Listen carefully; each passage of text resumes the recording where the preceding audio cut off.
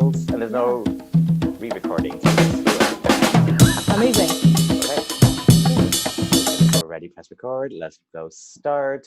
Yay. Hey, welcome to 42 Souls, One. Oh God. Okay. Welcome to 42 Souls, One Journey, a raw and unedited look into our lives as humans. Based on the 21 grams experiment, a scientist by the name of Duncan MacDougall concluded that the human soul weighs 21 grams. On this podcast, we will explore that no matter what our lives look like on paper, our souls look similar. On this podcast, we have a very special guest, the one, the only, Miss Farrah Kamani. Hey. AKA your spirit animal. Hi, everyone. It's so funny because I feel like, in prepping for this interview, we've had like our lives are so intertwined. Like, my father's my baby sister.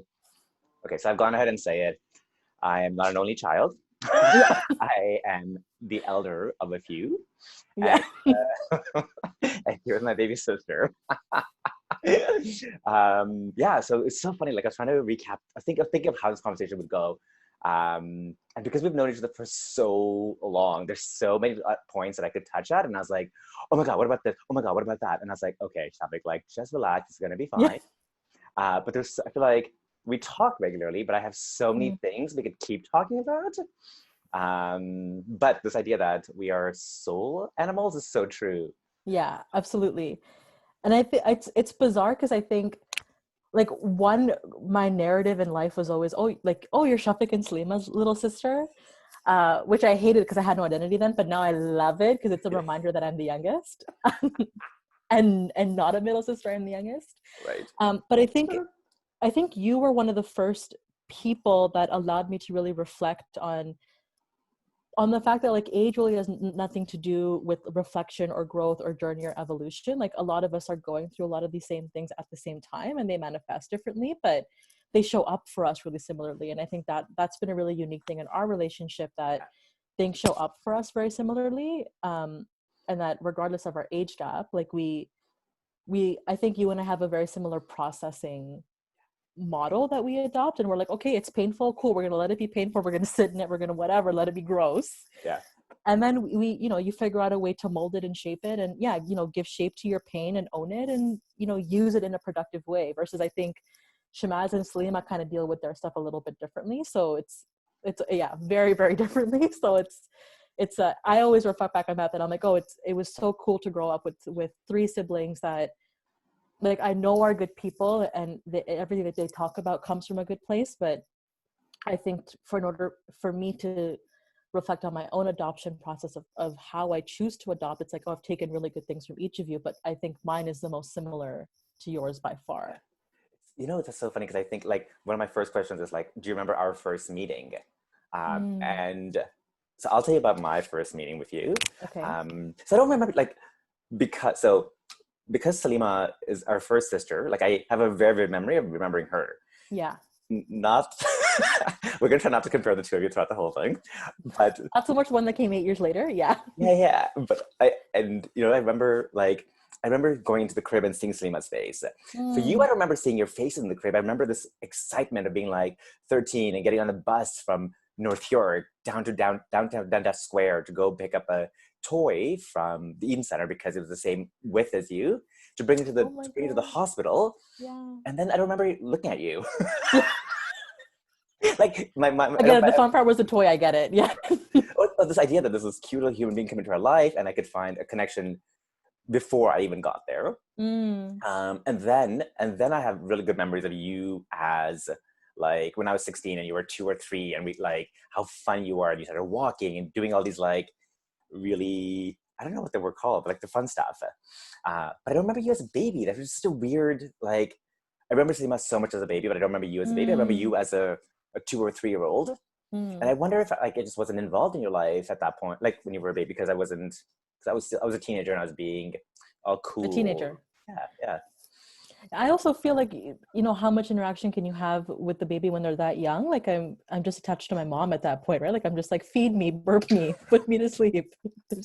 There's not much personality happening in the first few months, but I also think like, I think your recollection of Salima is so vivid because I think your relationship with her is different than it is with mine, right? Right. And Yeah, she was the yeah. first, right? She was the first. 100%. Like, I think until Sima came to life, I was so self-absorbed. I was the youngest son. I was like, I got to do whatever Yeah. I wanted. And then as soon as she came into our life, I was like, oh, here is somebody else. Like, it's this revelation that, oh my God, like, it's not about me anymore. Yeah. Shocking. Yeah. Do you remember our first meeting? Like, what was your first memory of our souls Yeah. meeting? I have really wonderful memories of stuff in this house from like when you did Marifa or like when you did camps. And like I remember there's two memories. There's one where there's a corner park in our neighborhood that is no longer. Right. But it's actually one of the photos that I posted a while ago of like us on the slide. And I remember that like putting on my white tennis shoes with you, Sleiman Shimaz, and you're like pushing me on the swing and we're going down the slide. Or Marifa, when like, you know, people would come over and you were directors, the meetings were always in the basement with like 8 other counselors trying to sort things out. But me just like hanging, like I'm just hanging out. I have no idea what you guys are talking about. I was like, what, 4 or 5 at that point. So my earliest memories of you are like, they're associated to, like, I think to play really are my first ones. When I think about it's play, and I think service, which actually remind me a lot of my mom. Like when I think of my mom, it's a tie to, it's like, oh, it's a lot of love, a lot of play, a lot of service. Right. And I think seeing you serve in those capacities was also like, that's why I did camp for so long. Cause I was like, oh, my brother loved this part of his life. He has so many friendships from this part of his life that have followed him to where he is now at 42. And those are memories that I think of and how I'm able to tie them to where I am now. I'm like, oh my God, these happened like 25 years ago, but it is exactly what was supposed to happen. That's so interesting because we'll come back to your mom, we'll come back to like all these things, but for camp it's so interesting because I think about like there's this lineage of following we did, but it started with Sikin. Like our oldest cousin was the first person to get me into camp, then I did camp, then Seema did camp, and your camp took you all the way to like, your camp experience took you all the way to Kyrgyzstan, where you got a chance to do like some amazing work out there. Tell us about that. I feel like that's one of the, like, it's one of the things that I'm most proud of you about. And also it's the time in your life that I think our relationship really changed. I think up until that moment, you were my little sister. And then something happened when you went to the mountains and did this amazing work. So tell us about like... Yeah, I think that, well, the camp stuff was always done in a voluntary capacity. And then when I went to work for the University of Central Asia in 2015, which was my first year, the school, like the bricks and mortar weren't even up yet. It was still under construction. There had been all these delays, but as a marketing push, they wanted to build a summer program to like remind the region, which signed this memorandum of agreement in 2000, that, hey, we still exist and we're going to have a bricks and mortar in a year and we want people to come and attend our university. And so I went as director of academic programming to build them a summer, basically an intensive academic summer camp that would range over 3 weeks. And I worked with faculty administration, both local and foreign, to put the program design together and make it in a way that when I would leave in 2 years, it could be sustainable without needing too much foreign support.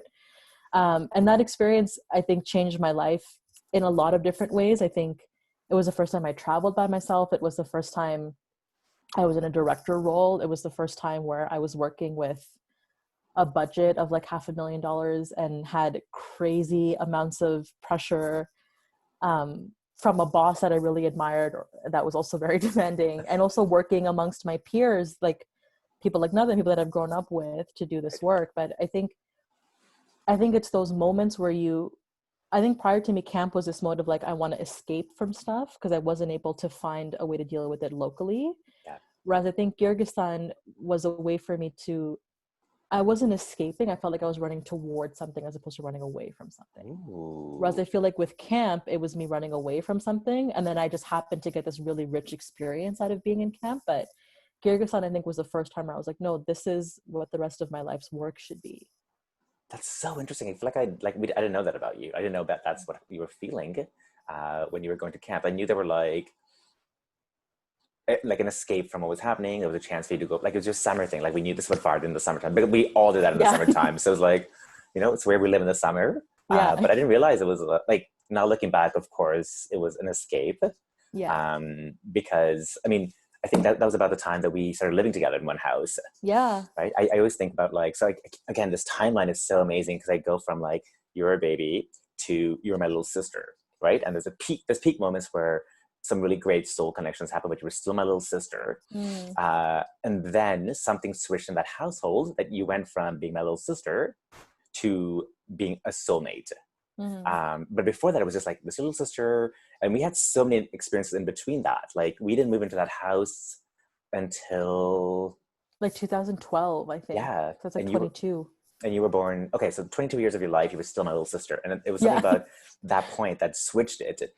And I think for me, one of the one of the most vivid memories of that house was that fight we had. Like, I feel like it's still my epic fight. Like, I've never fought with Salima like this. But you and I, that fight comes back to me all the time, because I'm like, you were like, one of the questions I have, what's the meanest thing you've ever done? And all my mean things are connected to you.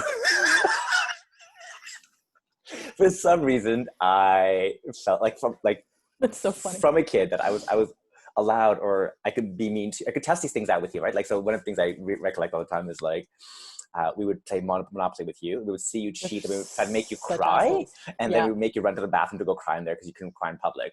Yeah. And now in hindsight, what a dick. Like, yeah, you and Salima both, correct. Because Shemaz was never like that. It was always you and Salima. And I remember, like, Salima would be like, she'd hold back cash from you, Monopoly, she'd be like, no, but cry first. That's the worst. I don't know what, it'd be so interesting to talk to her about this, because I don't know what in our childhood brain said this. And we really thought, to be honest with you, Salima and I thought this was a way to give you like thick skin. but Because our parents are assholes. So maybe that's where it came from, of like, here, we want to give you thick skin sooner, so we're going to give you this way. Although you never said that, so that could, I deduced that much later in life. That's what you were doing. Right. And I don't think we consciously, like, we knew we were doing it. There was this whole idea, like, sticks and stones can break my bones, but like, your words will never hurt me. So we're like, how do we make sure that we build her up so that anybody's words don't hurt her? And like, I hope one, let me apologize as an older brother for doing that. It's fine. As Salima says, it was good character development for me to go through that. So I wish we could do it in a better way. I mean, we're lucky we have a new soul in our life. Like, we have Rumi, which allows us to like reprogram a lot of these things and redo them in a different way. Yes. A quote you sent me earlier was like, how do we not continue our family trauma? Yeah. Right. 100%. And Rumi allows us to do this. So how do we be nice to him and give him a thick skin without, try to do these kind of things? Anyways, so that's so the epic fight is how, like, I feel like, at that point I was like, it was the first time I looked at you and I was like, oh my God, you're being mean for me. Like, it was a consciousness of like, you were being mean to be like vicious, and I was being mean to be vicious. And it was never a spot that I don't think either one of us had ever thought we would get to, because not with each other, at least. No, never with each other. But that really changed, I think, how we talk to each other, how we look at each other, and also that we were on the same page about so many things. Yes. For me, specifically, that was a moment that I was like, oh my God, like, I feel like from that point onwards, you were an adult, and I had to treat you like an adult because that's like, something about our souls had fought, and then we were like, we can't fight with, like, you were the one, so I can't fight with, because I'm in trouble otherwise. I can call you out on stuff, but I can't fight with you on it.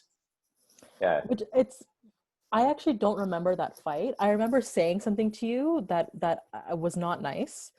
And I just remember Farzana being like, I don't want to be here because that poor girl was there. And she's already so like, she's very loving. For those of you who don't know, Farzana's my best friend, and she was witnessed in this fight. And thank God. And I was like, thank God, because you were like, we needed you there, because she felt like it would not have been good otherwise. But that poor girl, even now, she's like, I'm scarred by that fight. I never want to talk about it. It was so awkward being in that house when you two were fighting. I'm like, oh my God, I wish I could remember it, because I don't even remember what caused it. I just remember that it happened. But I also feel like, at least in my life, I don't know if you feel this way with your soul people, that I need an argument. Otherwise I can't humanize you and I can't have that conversation. And like, I need to know that we can go and like sit in our soup and feel gross and be vulnerable. I think especially because we grow up South Asian, and already like talking about mental health and showing emotion they're not things that are validated or celebrated. We know to begin with, and then we grew up with parents that were emotionally constipated, and right, and that manifested, I think, in in behavior that was malicious or whatever, I think solely because they're products of their circumstances, right? They weren't told that it's actually okay to process through this and feel vulnerable and be honest about what you're feeling.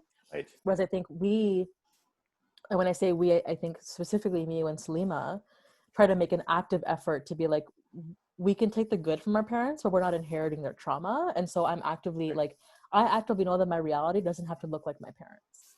Right, 100%. And that my reality with my brother doesn't have to look like my reality with like my dad and his sister. Right. I can have a healthier conversation where my brother's my friend. Yeah. And I can talk to him like one. And I think that argument also for me was like, oh, he like, this is my friend, and the bonus is that he's also my brother. Right.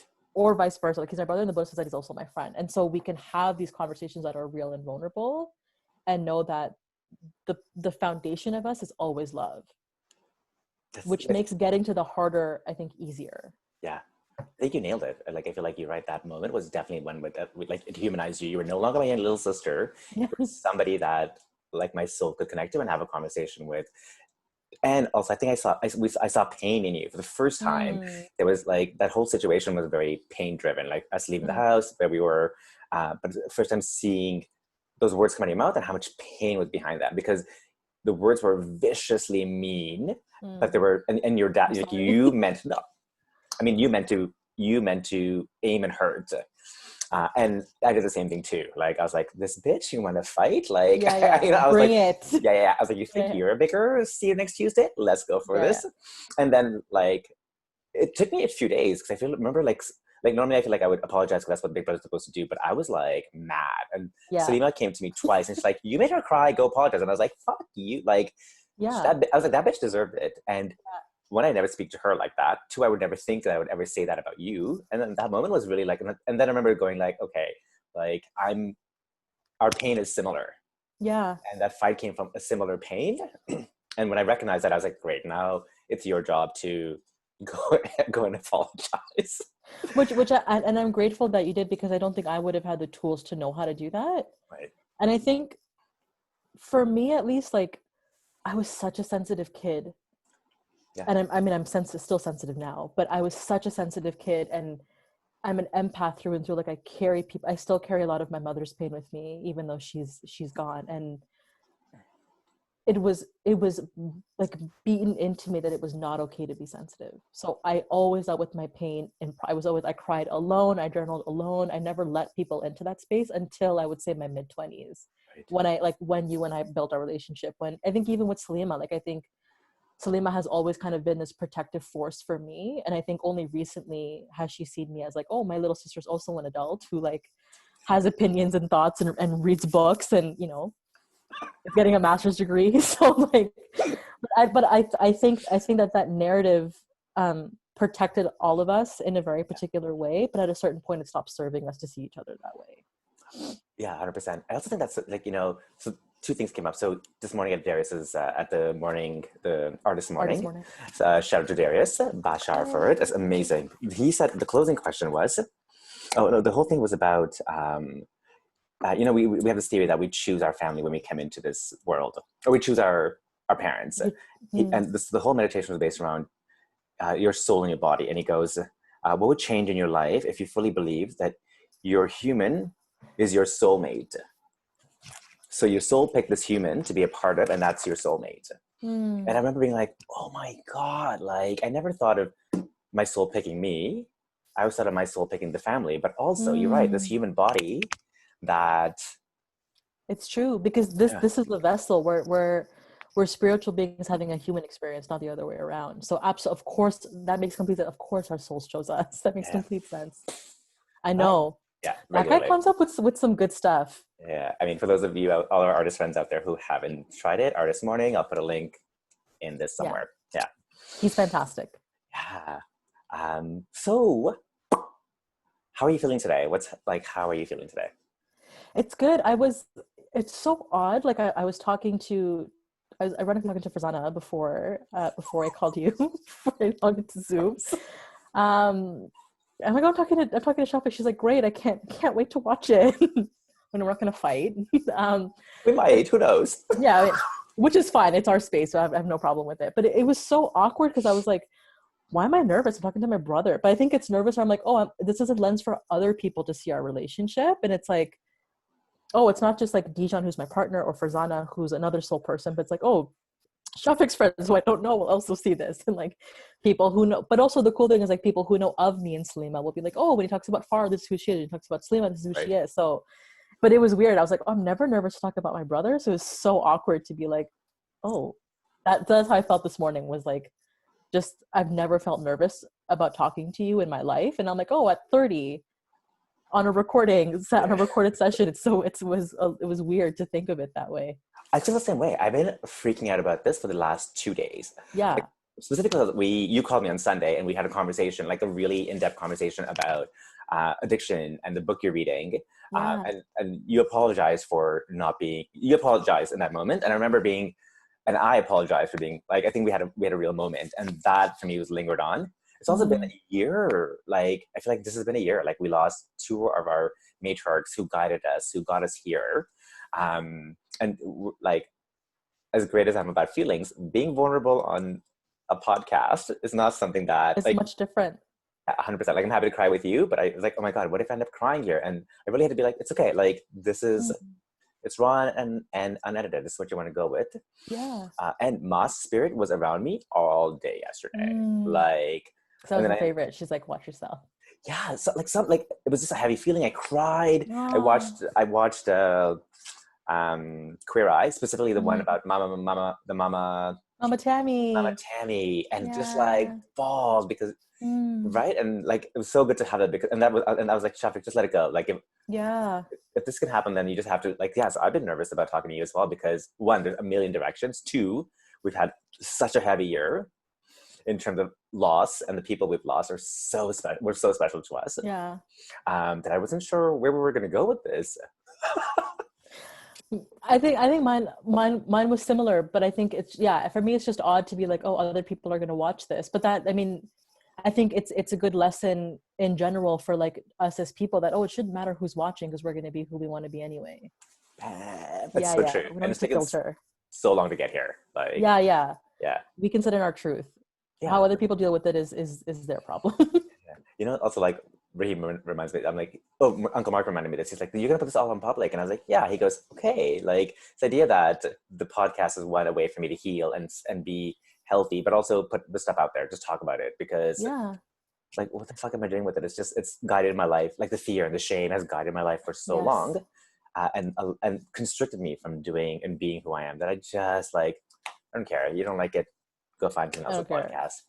Like you have to eliminate, otherwise you can't make space. Right. And I feel like, you know, I was actually telling Dijon this yesterday. I was like, I feel like when I talk to my brother, it's like, this is what I remember, you know, like how I remember you. I'm like, oh, but this is my brother, the one who's creating, the one who leads from compassion, like the one who's not afraid to sit through his stuff. Like these are all the things that I attribute to you. And they're things that I admire about you, because they're things that I actively try to practice myself.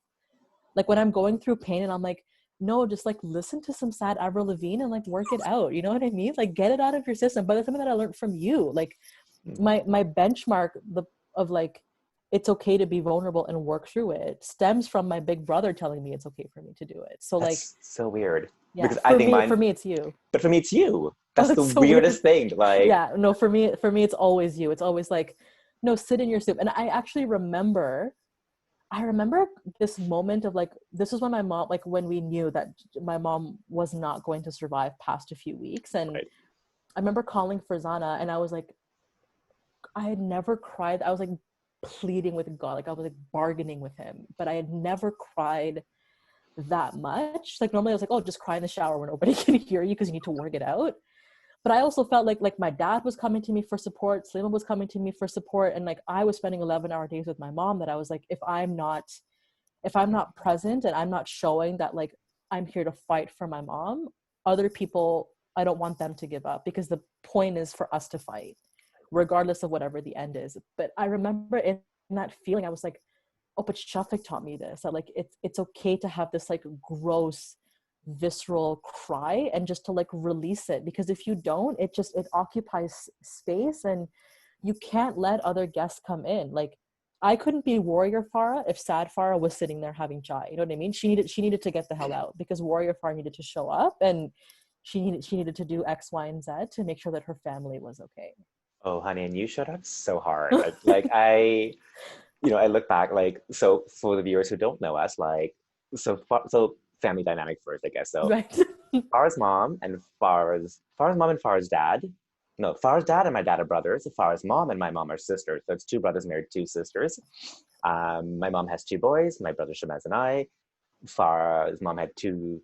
Farah's mom and dad had two girls, Salima and Farah, and then we all lived in one house with one matriarch who was our grandmother.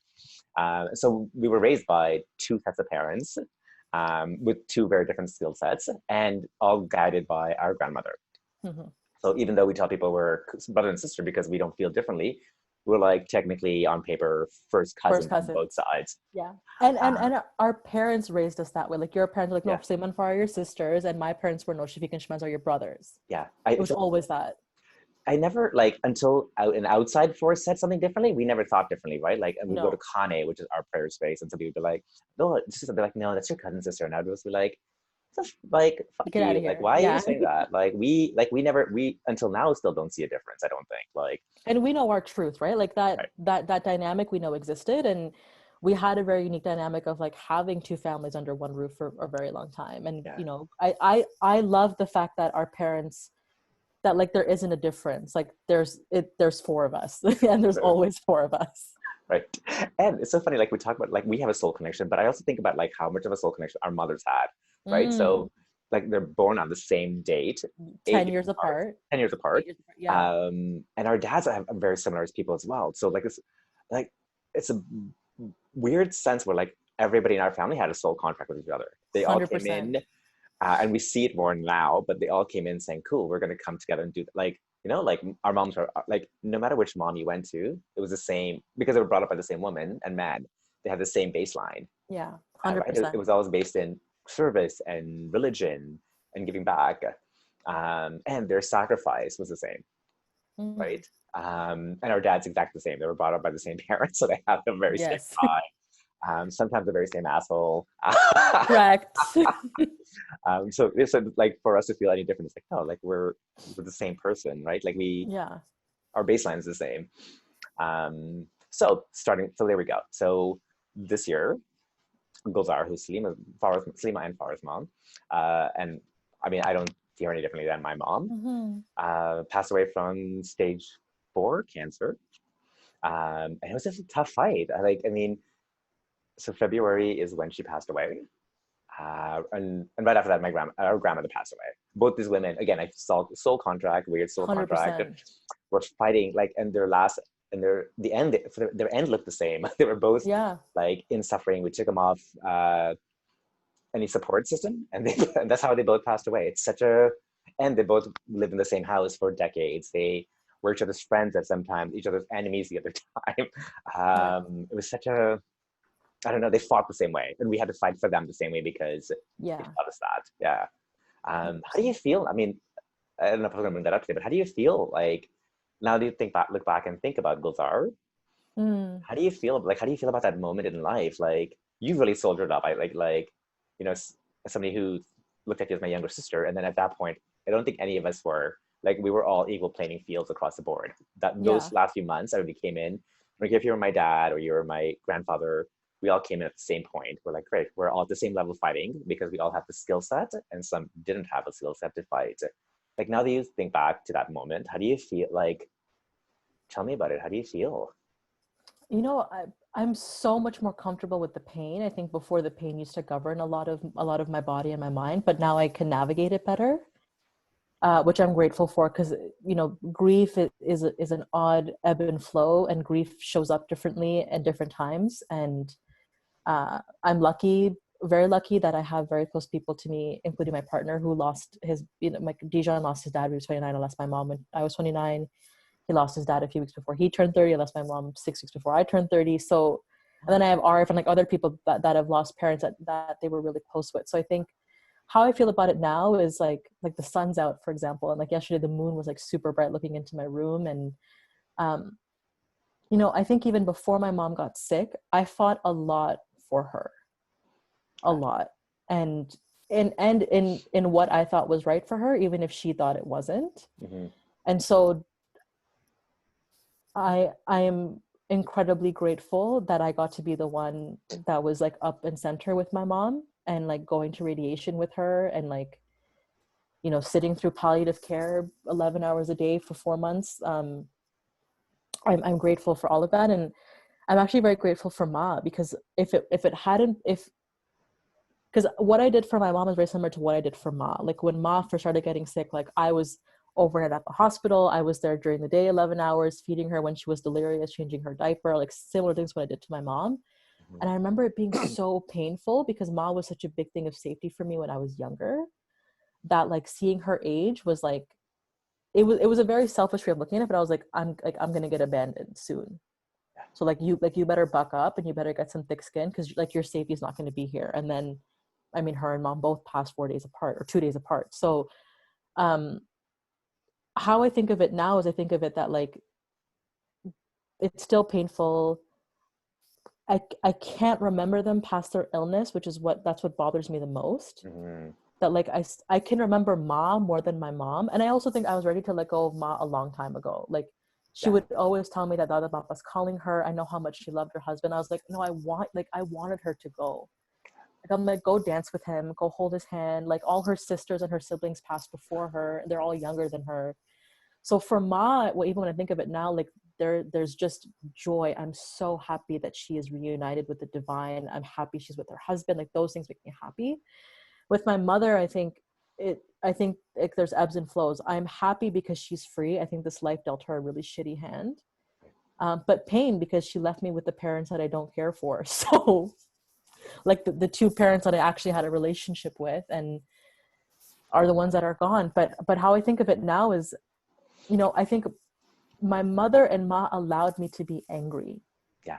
Which I needed, because I'm much less angry now and I'm much less judgmental now. And I'm so happy I got out of my system earlier. And when I think of it, I think I'm so grateful for that, because like my mom for me was the epitome of empathy. Like she was an incredibly understanding person and very accepting of people of how they are. Like she's like, I don't carry your stuff. If this is what you are, then I'll take you as you come and I'll work with it. But like, I'm not going to sit here hoping that you're something different. And Ma was incredibly mentally resilient. Like the fact that she kept routine until she was 94. She like, you know, slept at the same time. She exercised. Like when I think of those things, I think they help me deal with it now in terms of perspective, because I was allowed to be complacent. I was allowed to be angry. I was allowed to not be as mindful because Ma and Mom were there to do it for me. But now they're not here. So I don't have the luxury of being complacent anymore. If I want to be compassionate, that's me. If I want to build a healthy lifestyle, that's me. So how I think of it now is I think of it as more so perspective and gratitude, that like, one, that they're free because that's what I've always wanted for them.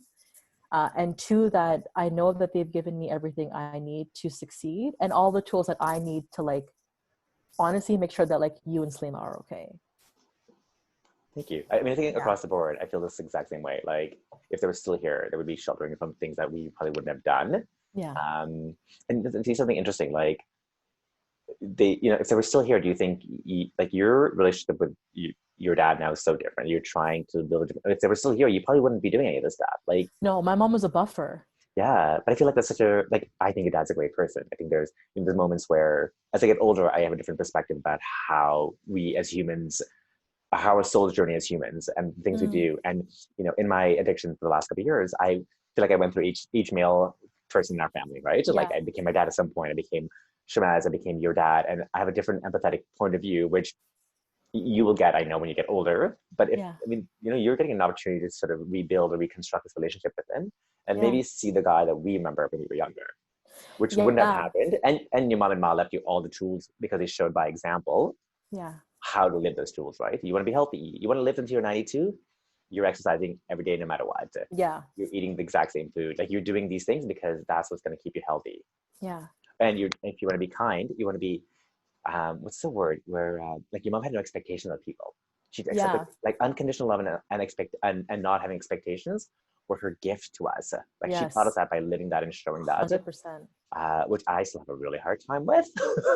But I think with my mom, people took advantage of it, which is where we got upset, right? Where we're like, how can someone who is this lovely be Right. taken advantage of by people that are so shitty and still be that way? Like, I think that mental toughness is something I hope to even have a fraction Oh of. my God. Yeah, yeah. Like, she was so good at it. Yeah, and so nice about it. I was like, what? Like, Yeah, she I was don't, really good about it. I don't have that. I'm like, I mean, we don't have that. We both think we're the same evil, so it's perfect. Yeah, it's 100%. 100%. Speaking of the most evil, what's the meanest thing you've ever done?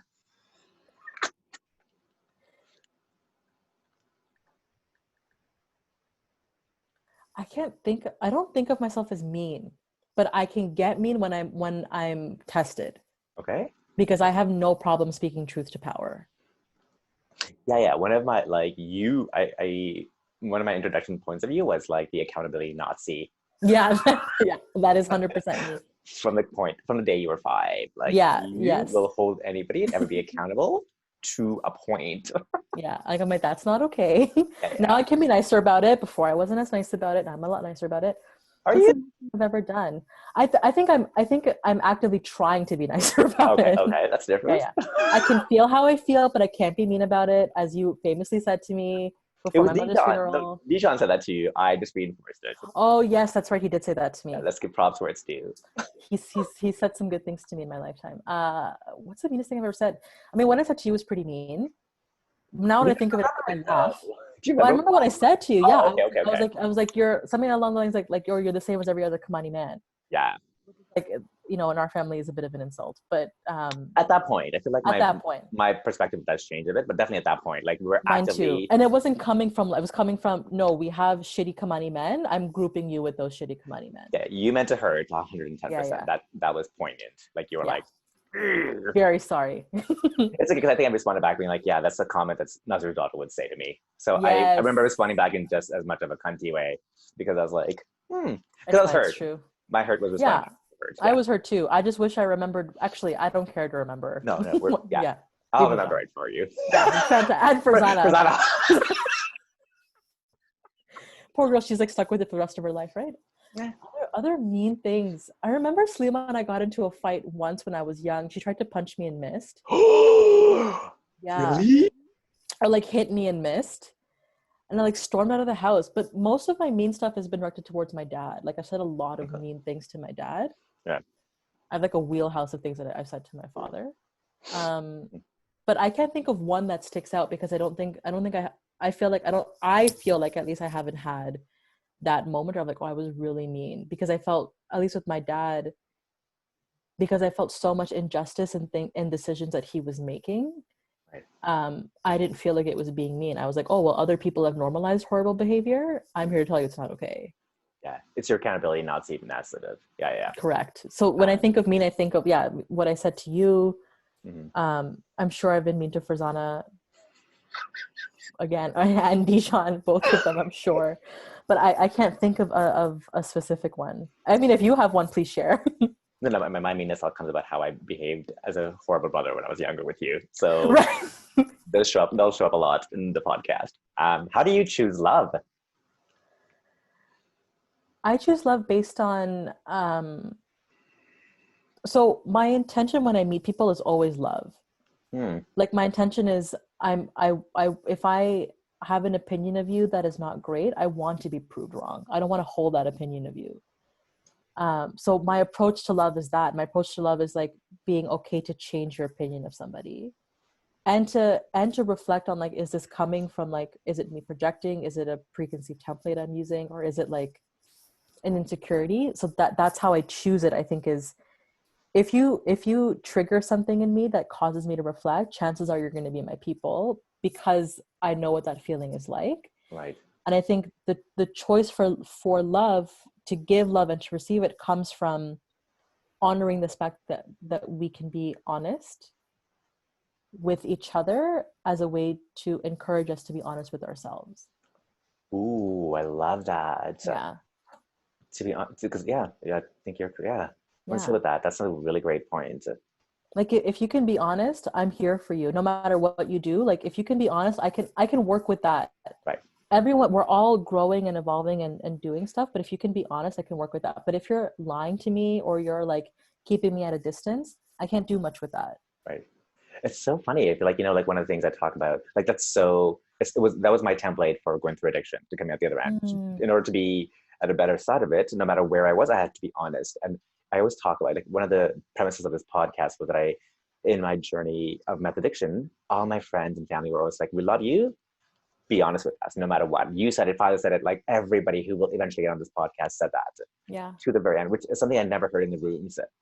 And I remember like that being such a guiding force. And because I feel like in that point in my life, I was a shitty brother. Like I always thought that the one thing I knew I was good at was being an older brother. And that point, that dark point in my life, I was a shitty brother. I missed your birth. I think I missed 2 of your birthdays because I was high instead of coming. And I remember being so sad about it after, being like, oh my God, I failed. Here's where I failed. And I remember, even though you were mad, you said, I'm mad right now, but I'll talk. When you called and said, are you okay? And I was like, yes. You're like, now I'm mad at you. I'll talk to you in a couple of days when I'm feeling better.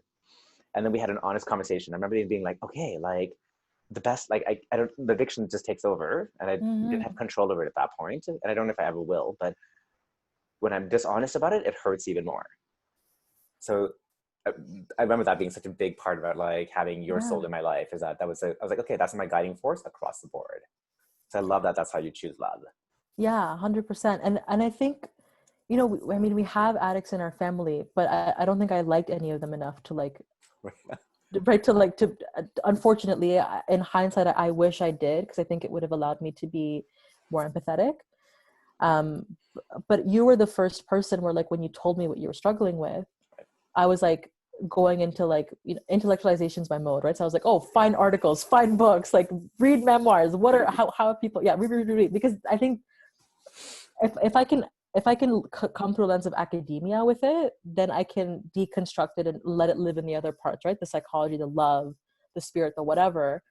But my lens, I think, maybe as a protection mechanism, because I felt like the other parts were too vulnerable and people would take advantage of them, that my brain was always the muscle I valued the most. And so I actively spent so much time like flexing it and building it. And so when you told me about your addiction, I was like, find books, read. I must have talked to Malika like 1,000,001 times. Because you don't know, Malika's one of my soul people too. She's a nurse practitioner.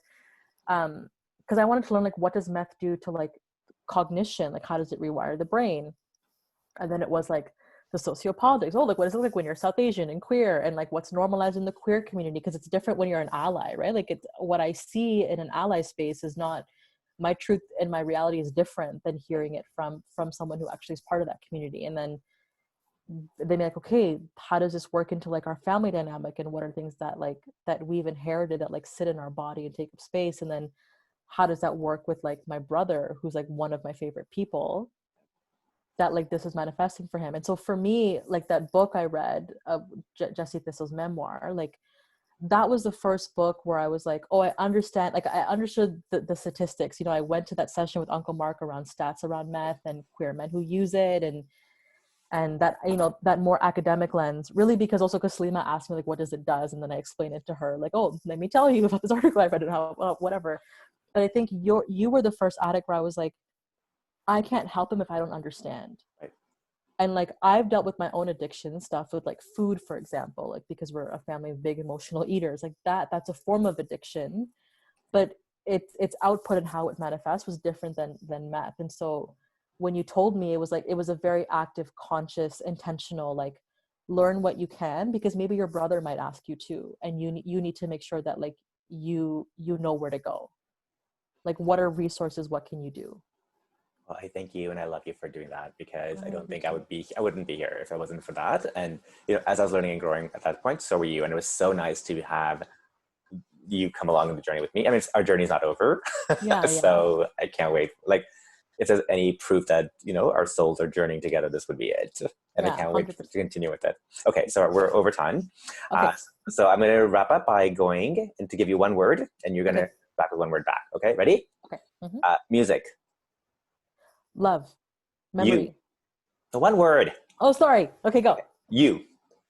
Trying. Love. Open. Light. Mom. Soul.